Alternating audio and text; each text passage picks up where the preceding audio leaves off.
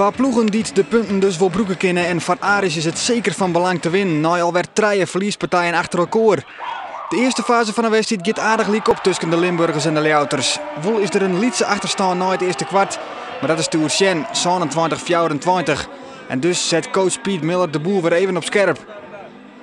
En dat liek het zijn effect te hebben. Aris komt op vastsprong, mooie aanval. Chitwood op Manny Adako en hij scoort uiteindelijk 27-28 voor Aris. Maar ook in de tweede periode weten de Leouters het net vast te houden. Het verschil wordt groter. 11 punten, 51-40.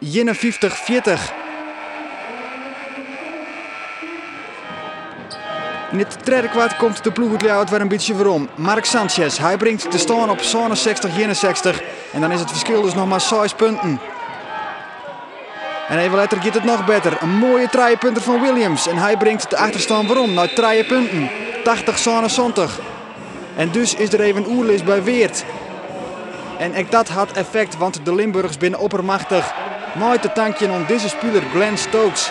Hij scoort omraak in deze wedstrijd. En met hem is de eindstand 106-89 van Weert.